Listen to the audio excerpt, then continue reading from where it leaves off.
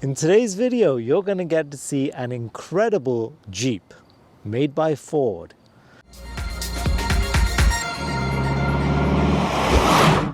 Hello everybody and welcome to Classic Car ChitChat. My name is Kevin. I am thrilled you're joining me today. Today I have the pleasure of introducing you to a gentleman. His name is Greg. Greg owns a very cool 1952 Jeep. It is officially the Ford M38 1/4 ton utility truck. It was actually commissioned by the Canadian military and Willys to make these specific vehicles for them for the Canadian military. He even brings a utility truck trailer with him as well. So, without further ado, let's hop in, let's go for a drive, let's meet Greg and this beautiful 1952 M38.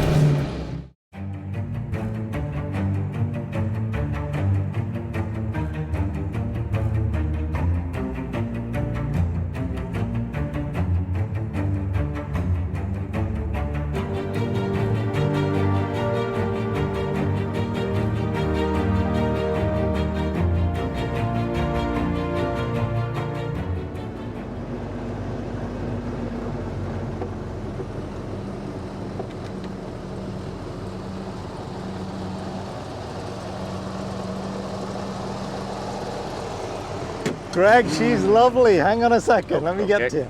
All right, rev the engine. Okay, and the horn.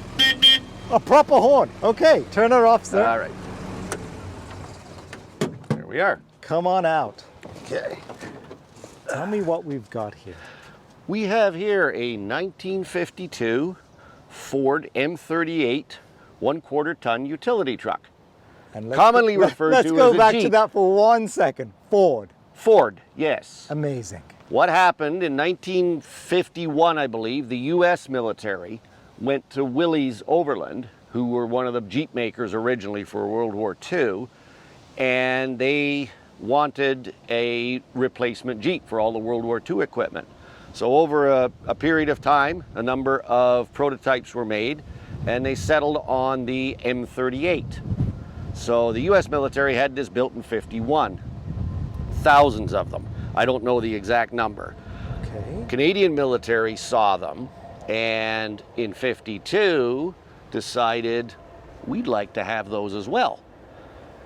Problem being in 52, Willys had gone back to making automobiles. And when the Canadian military went down and asked for 3,000, they said, well, that's very nice, but we're not going to retool to only run 3,000 units. Okay. However, we'll license someone. So Ford of Canada in Windsor, Ontario, got the license to build the Canadian M38. And they built them in 3 batches, a spring, summer, and fall. And this one is one of the late summer batches. So it's middle of the run. Wow. That is something else. And how long have you had this, Greg? I looked up some paperwork today. I've had this for 40 years exactly this year. Oh my gosh. Yeah. So you were what, 6 years old when you bought her? Yeah. My God. No, I was 19 when my dad and I bought it. Okay. Yeah. That's incredible. But why the Jeep? Like, what kind of drew you to this? I mean, she's obviously something else, but why this particular car? Of all the cars, like you could have had, I don't know, a Monte Carlo or something else. But well, funny you mentioned Monte Carlo. My wife has a 1970. Is that right? Yeah. There you go. But okay. That just happened to work out. It kind of just fell into our hands. My father was a custom home builder, and I was working with him at that time. And one of our carpenters knew we were looking for a vehicle to restore, and he said, there's an old Army Jeep down where I live. And he lived on, Highway 10 in QEW area. So we went down and had a look at it, and it was all there. I mean, it wasn't destroyed. And the nice part about it is the previous owners hadn't taken off any of the military equipment, which we found a lot of them had had that done to them. Okay. Because these are 24-volt electrical systems. Interesting. Yes, and a lot of people don't want that because it's harder to get parts for, so they'll rip all that out and just make them 12-volt, which is not hard to do. Can I ask you a question, Greg? Yes. Sorry. Are all Jeeps of that era 24 volts? The military equipment is. Ah, okay. So they did that as a standardization because all of your vehicles, the Jeeps, the trucks, the tanks, even the aircraft, were all 24 volt. So it made it a lot easier to standardize, and the radio equipment worked off of it better as well. Interesting. Because, sorry, yeah, so anyway, so we went down, had a look at it, and it was in pretty decent shape. It ran, so I drove it home. Okay. In middle April with no canvas. So I was all bundled up in my Arctic gear because it was cold, and it was about a 2-hour drive. Yeah. Oh, from where? From Highway 10 and QEW to where I live in Terracotta. Okay. So it was a good long trip. Yeah. Hoping that nothing would quit. That's right. Or break on you on Yes. the way. Yes. But did a restoration on it at that time as best as I could for my abilities back then, and it's coming up on 10 years now. I did a full frame off. Okay. Because there were some body parts that were getting made of really good quality. So, and it needed some work in the body, and that sort of made my decision to, okay, take it all apart. And it got a new wiring harness, it got an engine rebuild, and it got the body parts repaired that needed to be repaired. So you did this work yourself, Greg? You and your dad? My dad unfortunately passed away in '93, Oh, I'm sorry to hear. so Okay. he only saw the first restoration. Right. And I did, yeah, all of it, except I have a fellow that does my engine work, so I don't have the equipment to redo an engine, all the machining equipment, but he was able to do that. But everything else, the body work, paint, putting in the new wiring harness, which was made in the US because it's a very unique harness. Okay. So it was made up for it down there. But yes, I did all the work on my own. Amazing.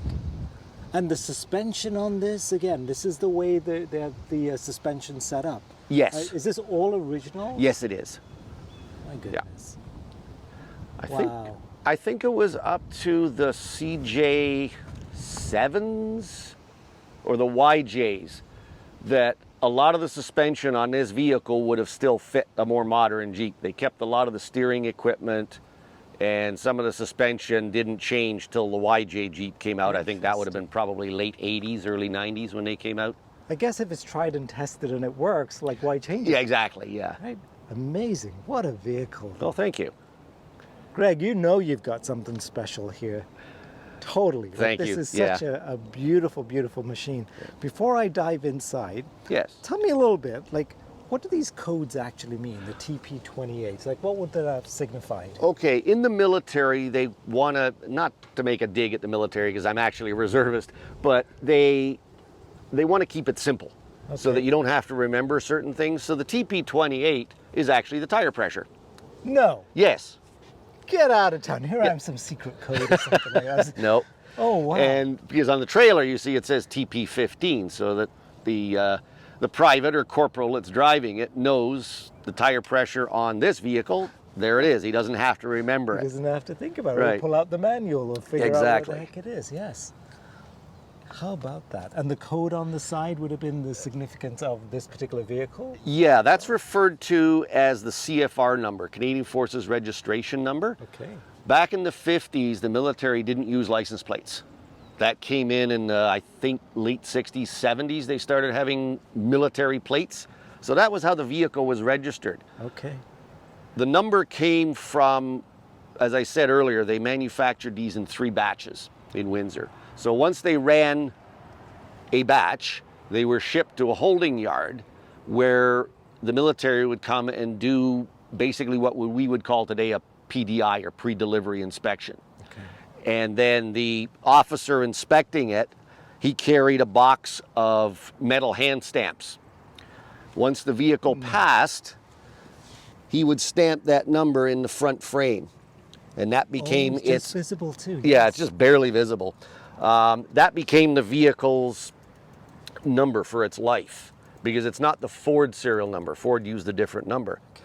The only thing is with those numbers is they don't sequentially run to a specific vehicle. I'm with you. So if he, let's say this is 31596, the next vehicle he was going to was a 2.5 ton truck, it became 31597. I'm with you. So Okay. that made it a little hard. I wanted to trace the vehicle's history, and it wasn't possible. Wasn't possible. No. Yeah. Okay. So a couple of things that kind of stick out to me. Yes. Just the way the lights are set up here. What is this? What's the deal here? What's going on? Military vehicles from World War II right up to current day have two independent lighting systems on them. You have your regular, what we call service lights or service drive lights, like any road vehicle would have. And then because the vehicles have to go into combat or tactical situations, there are very low vis lights on them.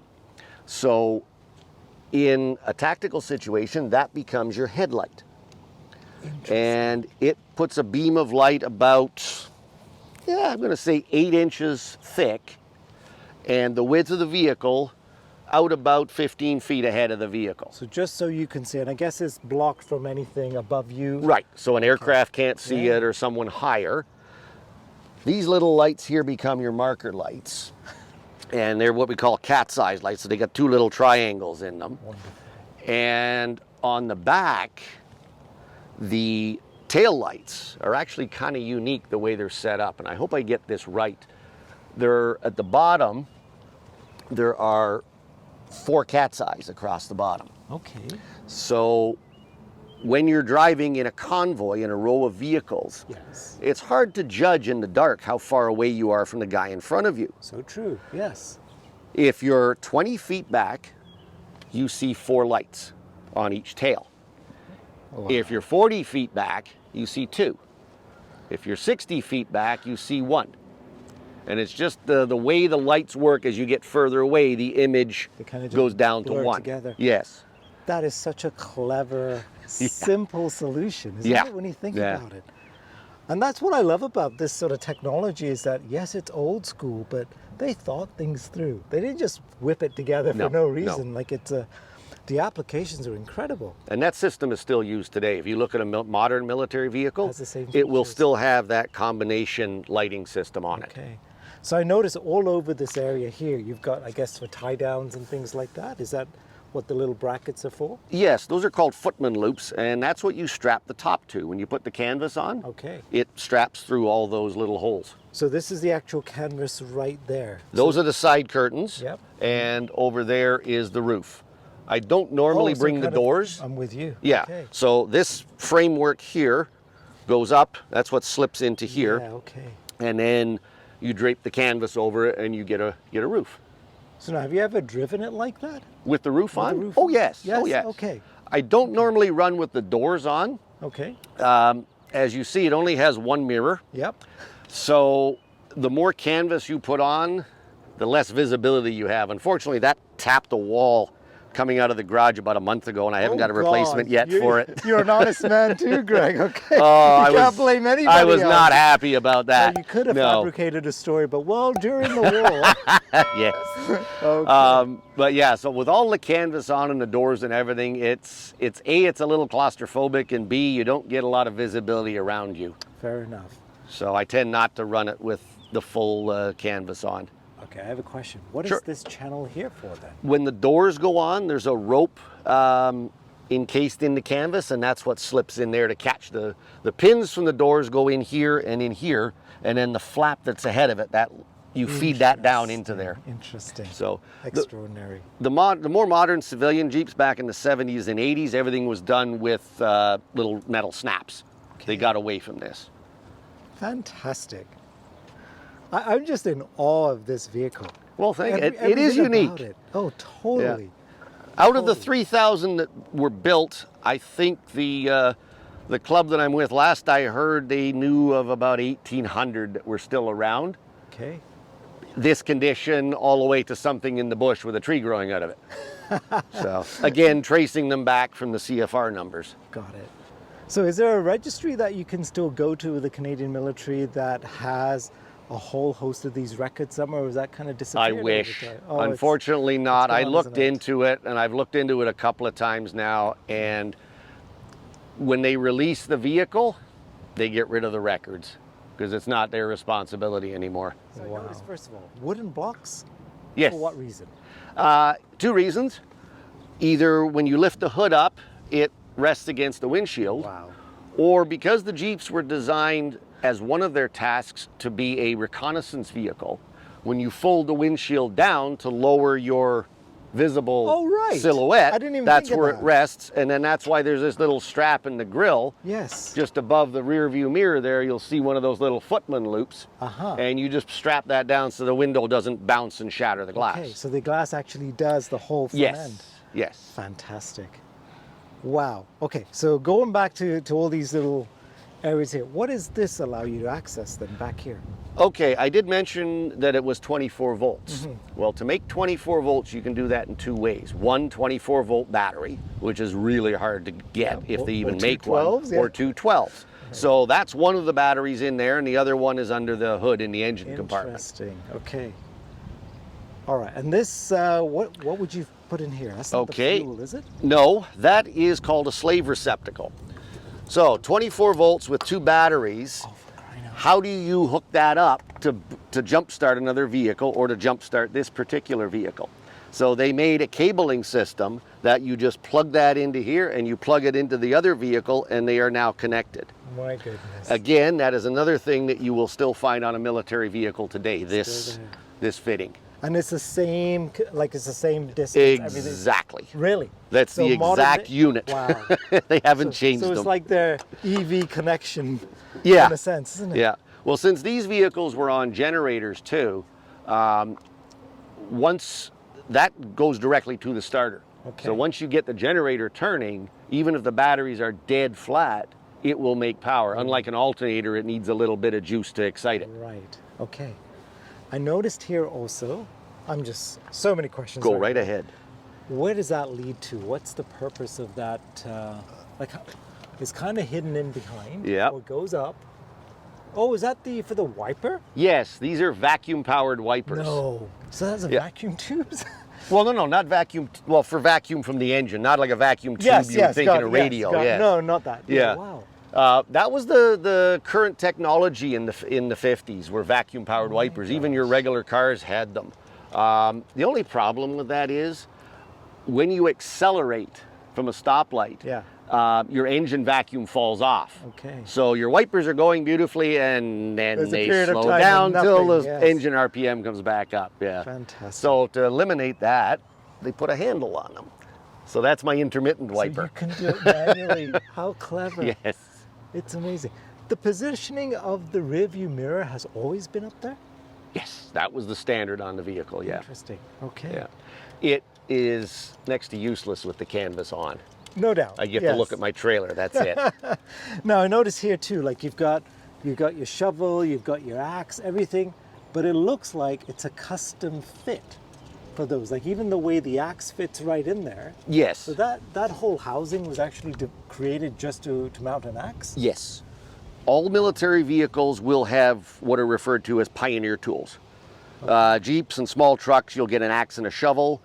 Bigger vehicles, you'll get a shovel and a pickaxe or other equipment. But on the Jeeps, they always had a shovel and an axe on them, and that's where they went. So it took a bit actually to find an axe and shovel that would fit.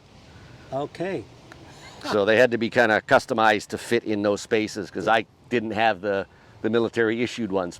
Fabulous job though. Thank What you. is the actual color called on these vehicles? Olive drab. Olive drab, Yes. okay. And there are different shades of it depending on the year. Interesting. Where do you find the tires for this? Those are actually still made. Yes. The military vehicle collection and restoration hobby, there's a following in Canada, but like everything in the US, it's huge. Yes. So there are companies down there that Things do are always bigger in the US, we know that. do That's manufacture okay, the yeah. tires for them. Wow. Okay, so the jerry can there is again reserve fuel? Yes, that's your spare fuel can. And the funny thing is you can still fill those cans. They are still certified to be filled. They have the right markings on them. Incredible. And all the military vehicles would have had an extra spare just mounted the way? Somewhere, yes. Yeah. At least one, if not. Bigger vehicle would have more than one. Okay. Now, I'd be amiss if I didn't mention this. So when you look at the front of the car, you've got the Canadian flag, or Yes. the leaf rather. Yes. And so that was always hand painted on? Like, would the American version have a US emblem, or is this something that was done locally? Do we know? Those were the markings, the unit markings for the vehicle. The American markings are different. If you see your World War II movies, they've got the big star on the hood, Yes, yes. numbers down the side, and stars everywhere else. Those are what they used for markings. Okay. The colors depended on, now I got to get this straight because we don't use this style anymore. The colors were divisional coloring. So you had reds, blues, greens, different backgrounds with the leaf. Okay. And then the other marking that you see there, that denotes that is number 2 Transport Company, 1st Division. Wow. So unfortunately, when I bought this vehicle, I made the, how can I say it, new antique vehicle person's mistake and had it sandblasted. Oh, I see. Because there were about 10 coats of paint on it. Okay. And we thought, the easiest way is just get it sandblasted down to bare metal. And it was all drab green. Like Various shades thereof or layers of primer. Problem is, by doing that, I lost the vehicle's history because all the markings over the years had just been painted over. Had I known, which I found out later on, Yes. would have been to go by certain areas and hand sand it and find the vehicle's history. So I made that error. Unfortunately, I lost its history. Yeah. But to the best of my knowledge, it spent its life in Ontario. Okay. I found parts tags on certain things from a couple of the depots that would have been used back then. Now, notice the decals you got on the glass there. So the MVCC is for military vehicle. Collectors Club. That was, they've changed now to, forgetting what they're called. It's the US club anyway. Okay. So I joined them up first when I got the vehicle just to get information and be able to find parts. Okay. And then this is currently the club that I'm with here in Canada, the Ontario Military Vehicle Association. So happy to see that they're still there to try and support and keep these beautiful Jeeps running. Like it's Jeeps, just- trucks, they've got, both those outfits have an amazing collection of vehicles, all in private hands for the most part. Yeah. Now, would the Canadian militaries would have called them Jeeps as well? Yes, Jeep was sort of a generic term for this little 1/4 ton truck is what it was officially called. Fantastic. Okay. Let's take a look at the engine. Sure. First. Let's do that.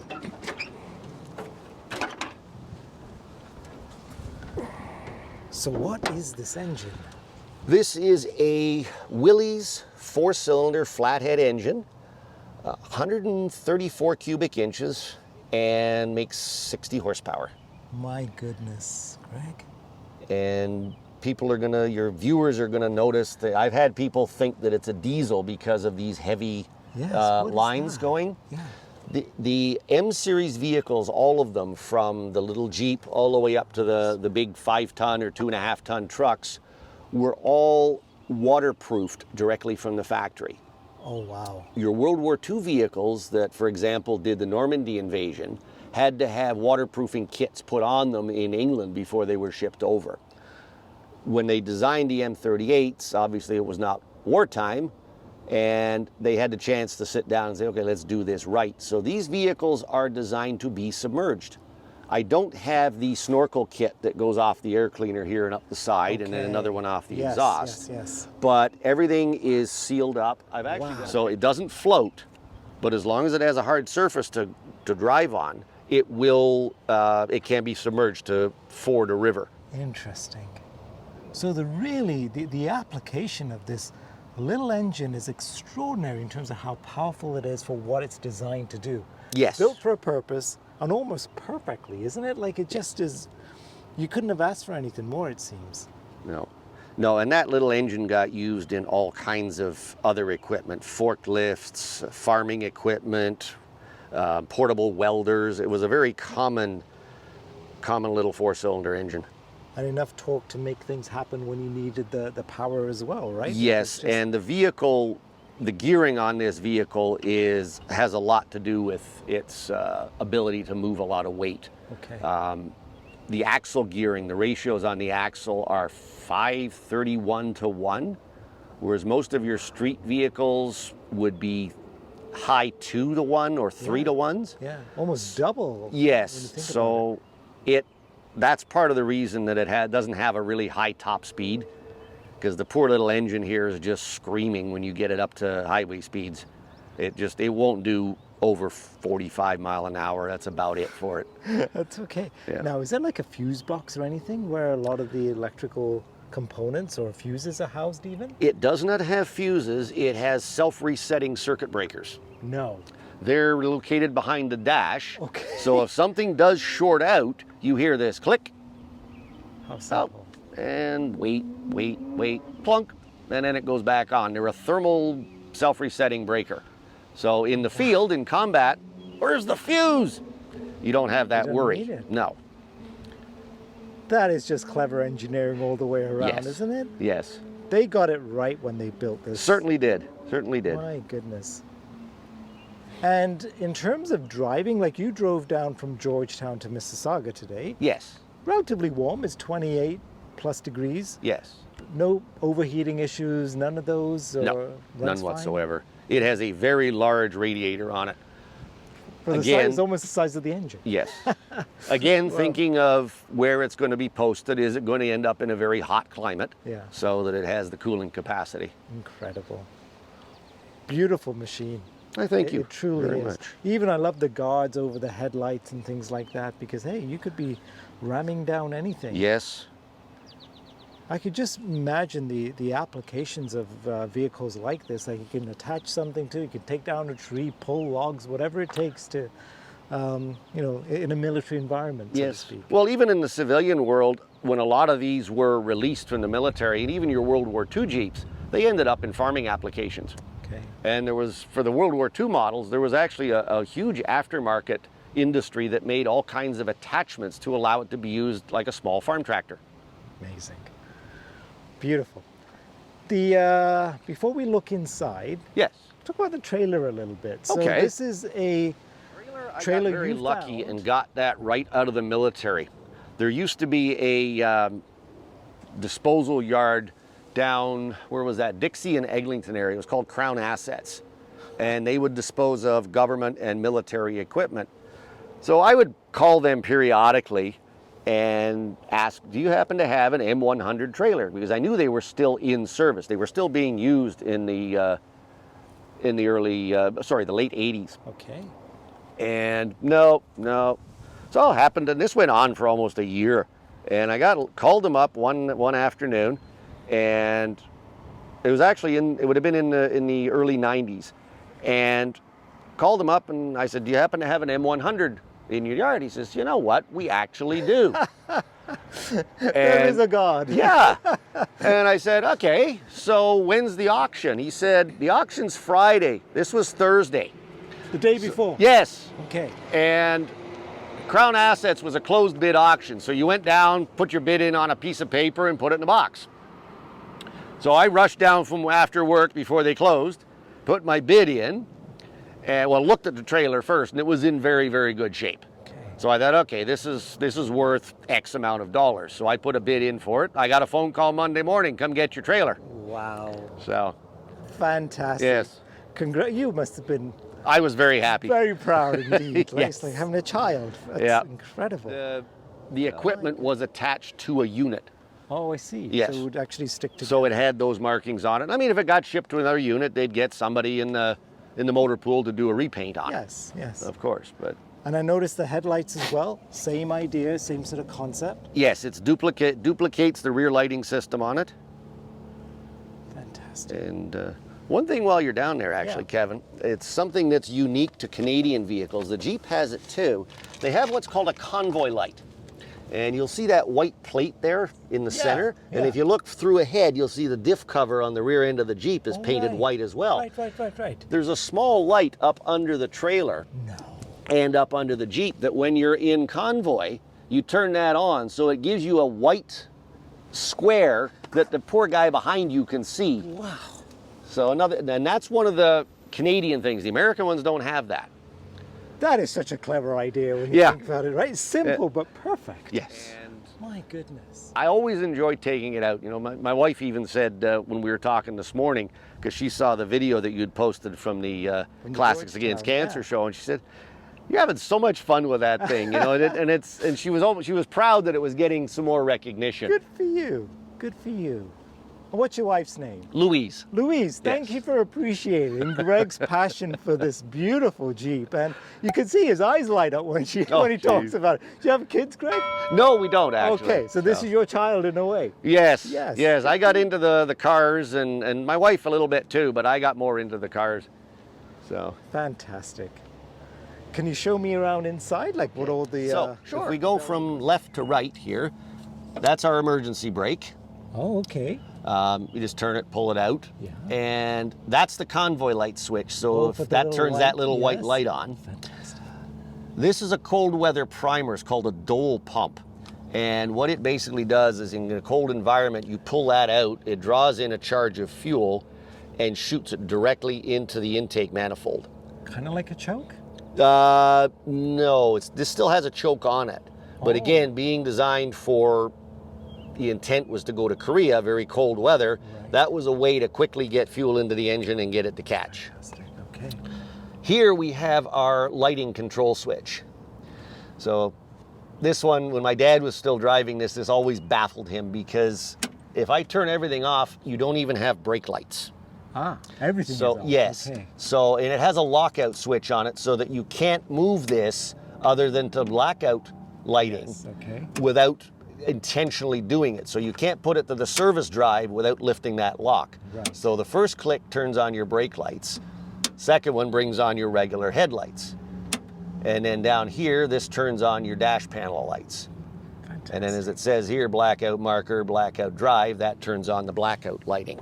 Wow. And I'll give kudos to a very good friend of mine, Lisa Cafaro, that probably went a little crazy painting that. No, because those did that? Yes, those are recessed letters, so it's just stamped into that frame. Oh, for crying out. And I could never get it to work right, to get the paint to sit in right. So Lisa is a wonderful artist / sign writer and pinstriper. So she took the time and did that for me. There should be a plaque made out for Lisa, don't you think? Like, that's impressive. She actually did the leaf as well on the marking. She hand did that for me. Fantastic. But yeah, that was a beautiful job. I'm very, very happy of how that turned out. Yeah, fantastic. What do I say? And beside it, the on-off? Beside that, the military got rid of ignition keys somewhere in the Second World War. Okay. So because the last thing you want is to look for the key. Where's the key, Private? Yeah, exactly. So that's your on-off switch for the ignition. So this vehicle has no key on it. Great. And then past that... Here, let me come around the other way. All right. Now. Yeah. I'm getting my steps in today, Greg. There you go. Right. Exercise. So past this, the ignition switch, we now have the fording control. And what that does, you pull that out to go through the water. And that closes the crankcase ventilation system on the engine, which normally breathes back to the air cleaner. And by closing that, it uses that crankcase pressure to bring the engine oil pan up to about 5 pounds positive pressure to help hold the water out. How cool is that? Okay. Down here is a throttle lock. So if you're trying to warm it up, you can pull that out a little bit. It'll bring the idle up. And then there's our choke. Okay. And then here we have our regular instrument cluster. So your temp gauge, battery condition, speedometer, fuel gauge, and oil pressure. And they all work, Greg? Yes, they do. Wow. Yes, okay. And then that little light there in the middle is the high beam indicator. Incredible. And then further along from that, you have what are referred to as the data plates. And I got lucky. I was able to restore the original data plates that came with the vehicle. A lot of times they are really badly damaged.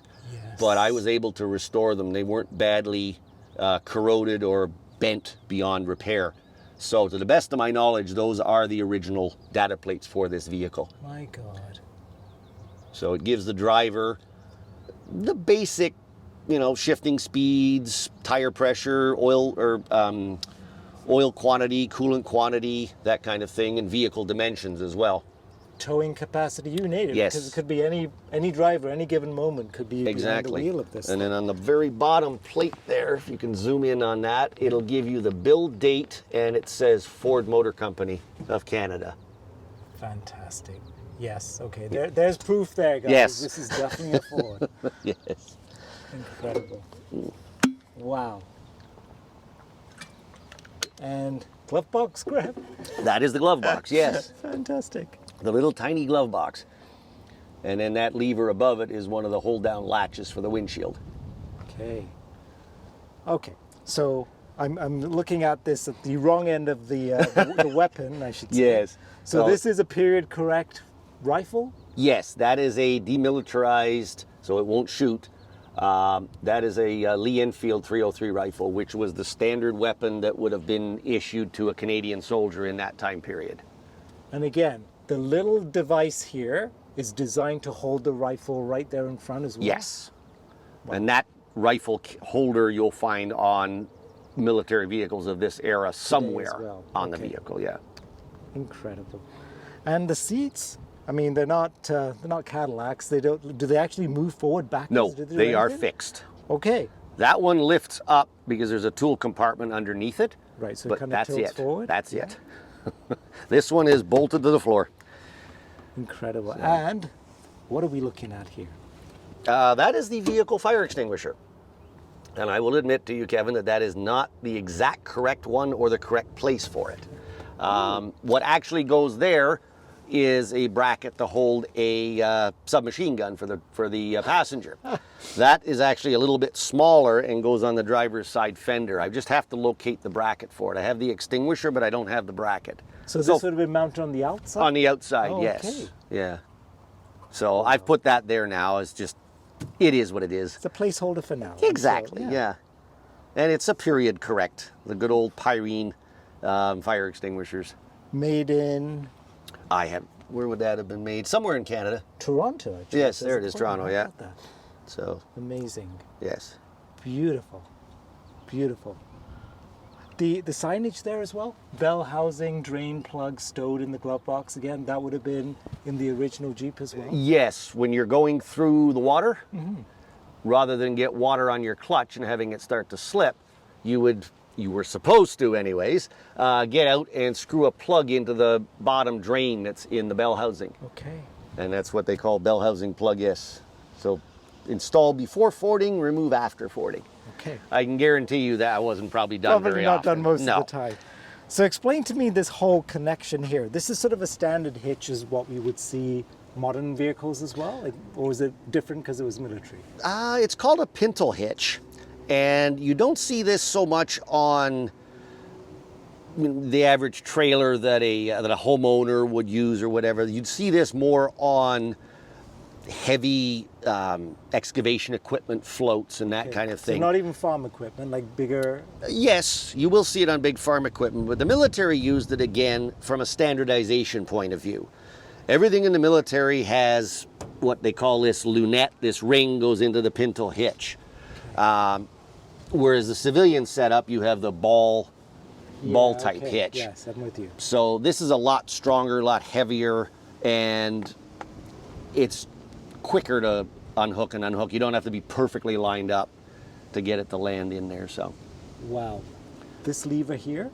That is a parking brake for the trailer because it doesn't have a spike or anything in front. It just has this skid that drops down. So if you're on a bit of a hill, the trailer can start to walk. So that just brings a set of basically emergency brakes that are on the rear axle of the trailer. Oh, and you got some, even up here, you've got some markings there. Yes, it has all the military equipment all have data plates on them. So this has all of its information of who made it, where it was made, size, capacities. I think this was MCI made this. So the people that made the buses, the big highway coaches, made these things. My God. Beautiful, beautiful. Greg. I really appreciate your comment. Well, thank you. No, it's something else. Okay, so in behind here, you mentioned that you do carry stuff around that is period correct, let's say. Yes. And it kind of represents what a Jeep would have carried during wartime or something else. So can you give us a bit of a show as to what's inside? I'd love to, thank you. All right, when I originally bought the trailer, I bought it because I was going to some overnight shows. So there's not a lot of room in the Jeep to put camping gear in that. But I would get a lot of questions, well, what goes in the trailer? What did the trailer carry? So over a couple of years, I managed to collect some old ammunition boxes, old jerry cans, and some other little bits and baubles that would have been carried back here. So you basically, you know, carried fuel, ammunition, and food. So it was a utility trailer, so they could put anything in it. That is something else. Imagine the stories these boxes could tell us. Yes. Wow. No. So this is the munitions would have been stored inside there. This just flips open? Do they open? The boxes do open, yeah, it's just a couple little latches. There's nothing in, I don't know if one of these might have some tools in it. I can't remember now. But basically, yeah, it just flips open like that. That's it. And you'd have a couple of what was supposed to be in here, cannons. So a small artillery piece, there'd be a couple of shells, one way, one the other way. My goodness. Incredible, Greg. I just use them. Priceless. You find a lot of this stuff at old farm auctions and whatnot, Yes. because they got used for tools Well, and stuff at a farm. multi-purpose, Oh yeah. yeah. So and then they just close up like that.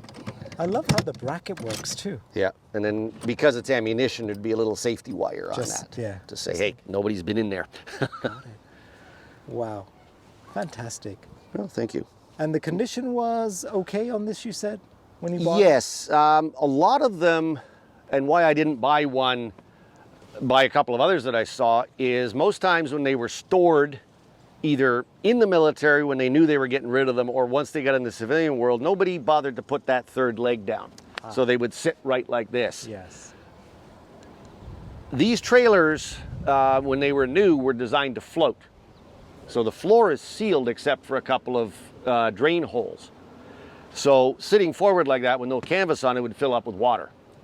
So most of them, when you see them, when I was looking for them back then, the front section of the floor was rotted out. So you could actually, again, I mean, I think about the Jeep going through water, but I guess whatever it's towing behind. It has to follow. Yeah. So it's a So- little boat. for Yes. lack of better words. Okay. It would rot the front out. So when I saw this one, that was the first thing I looked at. This was broken off. This bracket was broken. I was able to get that fixed. Actually, my sister-in-law fixed that in high school. As I said, you can't make it any worse. It's broken. Wow. Here you go. But the floor was mint in it. I thought, perfect. Okay. A couple of the spars underneath had broken away, so I had that re-welded. The wiring system was ripped out of it. Okay. Not a big deal. Yeah. But anyways, I had a wiring harness for it and put the turn signal system on it, and it's happy again. Wonderful. I noticed the reflectors there. You got lots of them, even on the back of the Jeep. They would have been the standard reflectors from Yes. the back in the day. Yes. Everything that's on this Jeep, I'm going to say 95% of it was there when I bought it. Some of the little footman loops were missing. There were all kinds of 1/8-inch holes drilled because everybody had screwed something to it with a number 8 sheet metal screw. Yeah. But equipment-wise, there was very little missing. And that was one of the things that kind of drew us to buying it, was like, wow, this thing is pretty much complete. I love the fact that there's bits of wood everywhere, every now and again, just to attach things, hold things Yep. together. Hey, whatever's easily available, and That- makes sense. Yeah, that causes a bit of a problem too, because there's a support piece in here and support pieces under the floor. Originally, they used lighter metal in the support channels Okay. and put wood inside to add strength to it. All right. Well, wood's great, it absorbs water. Yes. So that was one of the repairs that had to be done, was this corner piece, because that rotted out through there. Wow. You know what? It's literally, I mean, I'm joking about it, but you do really light up when you're talking about this Jeep, because there's so much information that you're obviously being able to share with us, and I truly appreciate it, as the people watching, I'm sure. But the fact is, this little thing has been through so much. You've been able to restore it and bring it back to life. I think it's just incredible there, Greg. It's just fabulous. I'm glad to share that with your viewers, and thank you again. It's, like I said, I've had it for 40 years, so from a late teenager up to where I am now, it has pretty much been a part of my life. A lot of fun, a lot of adventures. And yes, that is the fuel tank that the driver sits on. That's one big ass opening for the fuel tank though, isn't it? It's designed to be filled from the big opening on the jerry can quickly. You just want to do it fast, yeah. Oh, yes. Oh, and it pops out. There you go. Look at that. So you can just take that without the fitting that goes on there. You can just you don't have time pour for it that in quick. war. You can pour it in quick, yes. Make a run. Oh, what's there? Is that, oh, like a filter? There's a mesh in there, yes, to stop large debris. They thought of everything, Greg. Oh, yeah. Like, I'm impressed. There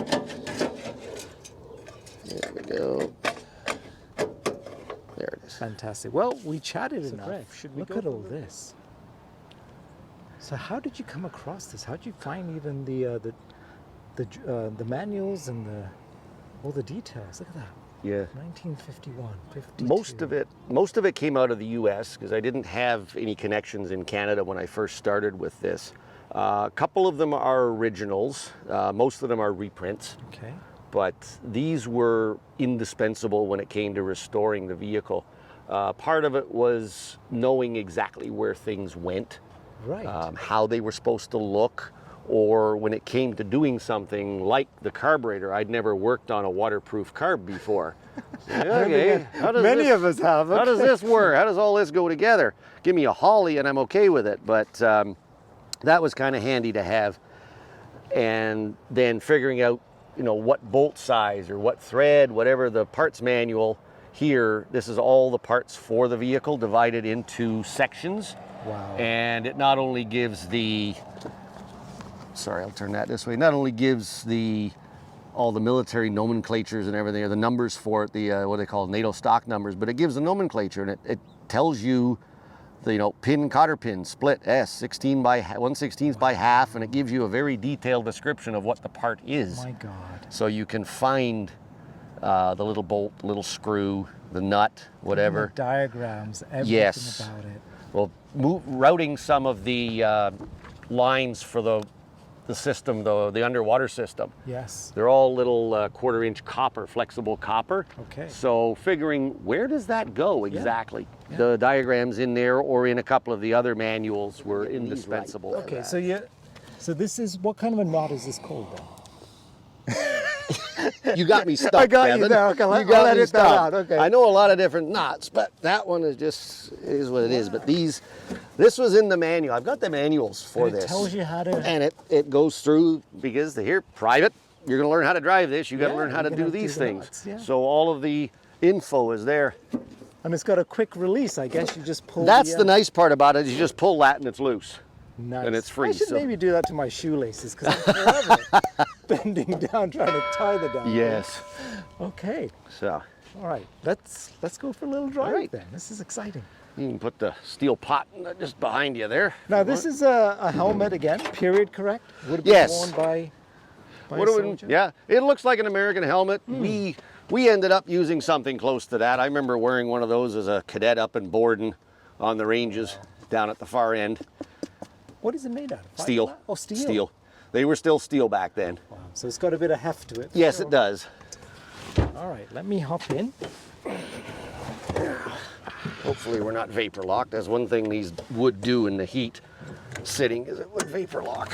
So Now, how's the gearing work before we begin? Okay. So one up. standard 3-speed, yeah. So first, over, up, second, and down third. So a very standardized 3-speed pattern, and in reverse is left and up. Yeah. That brings the front axle in and out. Okay. So on hard surfaces, you're not supposed to run in 4-wheel drive because it's very hard on the front gearing. Yeah. And then that is a high and low range. Okay. And you can only drop it into low range when it's in 4-wheel drive. And in case you're wondering, it's all there. Fantastic. Yes. Okay. No seat belts, none of that palaver, hey? No, and actually that was interesting. When we got it safetied, obviously when you buy a vehicle, Yeah. you have to put it through the safety, and found out back then that, and they still do it today, a vehicle is certified to its date of manufacture. Okay. So in 52, they didn't have seat belts. So you didn't have It didn't require them, no.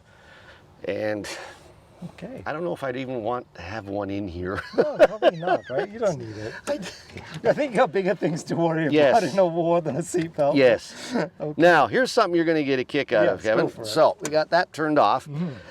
I always joke with people. They say, oh, can I drive it? I said, well, can you drive standard? Yes. Like, all right, if you can start it, go for it. So I think I've only ever had one person figure it out. Yeah. Because first of all, there's no key, Yeah. so they don't know which knob or switch to Right, turn. right. So basically, we would turn the ignition on, Yeah. put it in neutral, and that's the thing that with the older. Not in gear. No, Okay. because it will happen if it sits for a while. The clutch discs that were used in these were of an organic nature.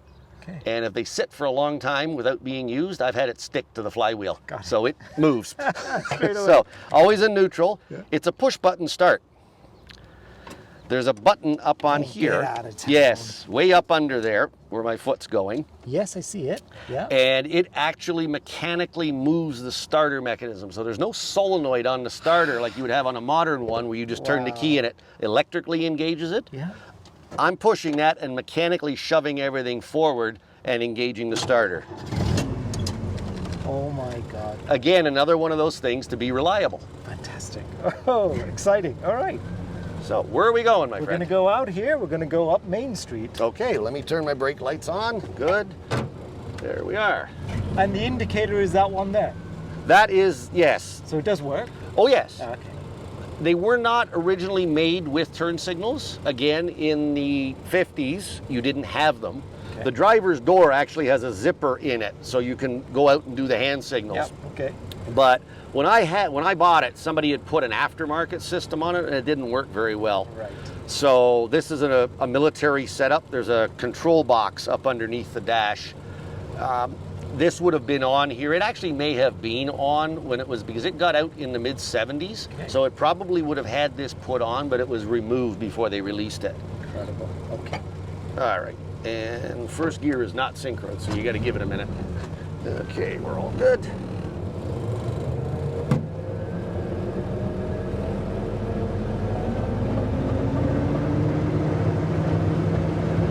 How do I describe the ride? It's actually not bad. We're on very smooth ground right now. Yes. Well, I would have thought it'd be a little bit rougher, but we're going to cross some railway tracks. Give it a when we minute. come to it. Yeah. We'll see how I feel about Yes. that in a minute. The other thing you have to remember with the signals is they don't cancel themselves. Ah, okay. So you got to So remember. you have to remember, turn the signals Left off. here, Everything is manual on this. Manual shift, manual steering, manual brakes. yeah. No power or anything. No.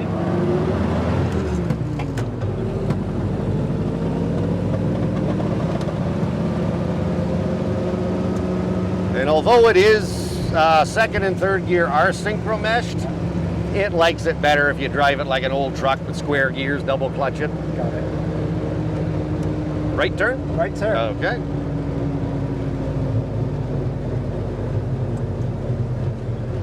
And if you feel like you are going to fall out, Kevin, just grab the seat frame there. I was going to hold on to you, Greg. Oh. So I'll do that instead. Okay.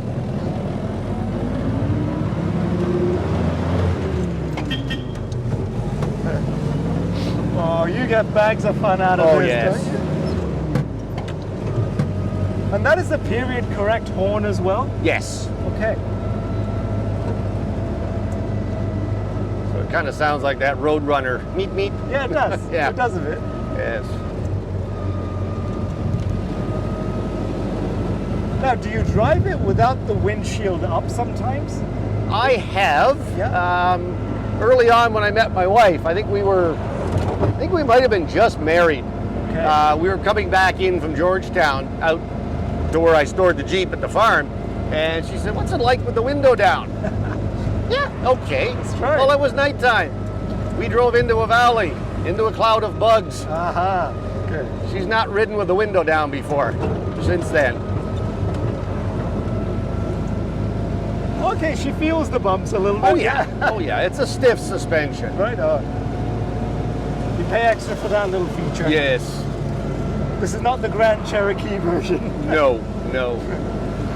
The longest trip I've ever taken this vehicle on was from Georgetown to Ottawa. in No 95. way. There's actually the bottom sticker on the windshield there. Wow. Was from that. It was the 50th anniversary of VE Day. Oh, that's And amazing. our club decided that we were going to send a bunch. They were asking for vehicles, period, military vehicles to come up there. Like a convoy thing? We did. 8 of us left from Georgetown, and we hooked up with another 4 vehicles in Scarborough, and then convoyed up the 401 the rest of the way. Oh my. It was an 8.5-hour drive to get from there to Ottawa, Right. and I was deaf, and I couldn't feel much of my backside because Yes. of being in the seat for that period. Yeah, I can bet. I think we were limited to about 40 miles an hour. We had a World War II 5-ton wrecker truck with us, Okay. and he could do 40 miles an hour at That best. was his limit. That was the That was top it. speed, yeah. But it is still a fun vehicle to drive. Yeah, you can stay there. Totally.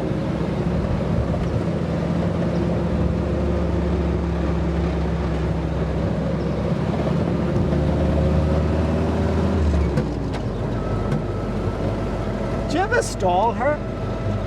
Or have you kind of mastered the gearing now?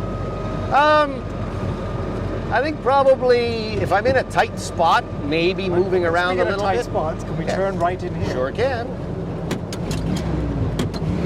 There we go. There we go. I normally drive a diesel pickup, so I got to get remembering how to do gas again. It's a little Now for different. gas, it's just a regular unleaded you use on this? Yes. Yeah? Yeah. No octane boost, none of those No, things? no. Okay. And we'll It check. has a very low compression, Yep. so it was designed, I think, to run on 81 octane. Look at this. Thank you Beautiful, very right? much.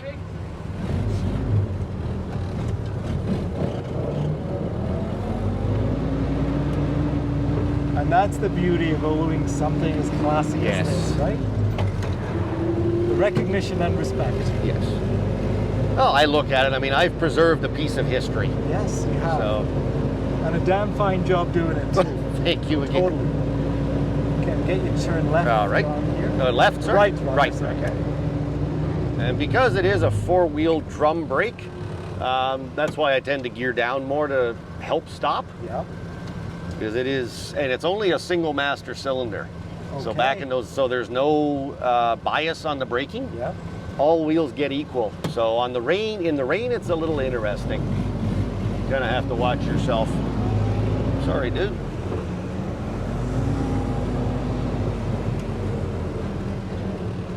And at the lights, we're going to turn left. Okay. So now you've had this for 40 odd years. Yes. Would you say this is the very first car you've ever had? I had a pickup truck before that. What was that? I still have it actually. It's a '76 Ford F-150. Oh, that's a classic And in I've itself. restored and modified that. So that's sort of where I cut my teeth on doing the automotive stuff, was Good on for that you. truck. But automotive is in your blood a bit, though. It You, is. you did a stint at Ford. Yes. You mentioned earlier that you were asking if I had any children, and my wife and I didn't, but I ended up big into the vehicles. This would have been the second vehicle that I started playing with. Okay. And then when she came along, when I got married to Louise, a few years after that, she said, I've always wanted a Monte Carlo. I said, oh, that's nice. Yeah, they're plentiful in the 80s. She said, no. A 73. Oh, she knows that 73 cars. Monte Carlo. Why Yes. do you want this big boat? I mean, it's not a muscle car. It's not whatever. Yeah. So, But the ride is so smooth. yes, Greg. we found her in 1970 Okay. and a Florida car. Okay. So it needed a little bit of work, but not a great deal. It was a 400 cubic inch car originally. The motor was a bit tired, and I said, well, there's 3 things we can do. Put a 350 in it, redo the 400, or put a 454, because all of those engines came in that car. And she Right. kind of looked at me and smiled and said, I'll start looking for the 454. So that's her toy. Yes, good for her. Maybe I should be having a little chit chat with her one of these days. Yes. Wow. So Lorraine, if you're listening, let's doing make it. a video. I built myself a drag car. Oh wow. So I have a 1986 Mustang that I drag race. It's a low 10-second car, so that's Wow. a fun toy. Good for you, Greg. Good for you. And where do you race it? At Cayuga? I have, but no, my home track is St. Thomas. Oh, okay. So Just south of London. Yes, a little town called Sparta.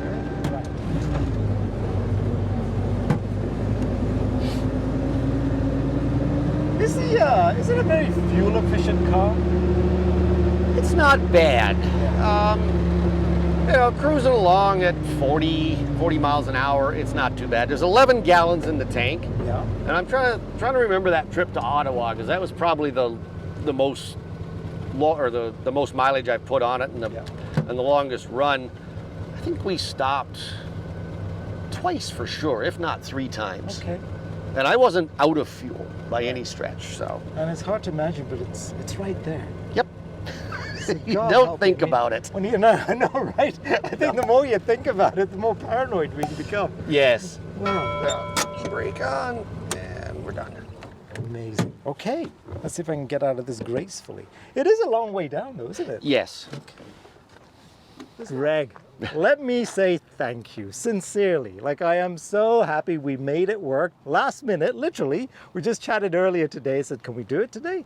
I'm so happy you were able to come down all the way from beautiful Georgetown to come and talk to me, and I really appreciate it. I appreciate the insight, the information, your passion just oozes out of you for this car, and why not? It's absolutely beautiful. Thank you again. Thank you, Kevin. I very much appreciate the offer that you made to take the time and do a video with the Jeep, and it's my pleasure to share the information and my passion with you and your viewers.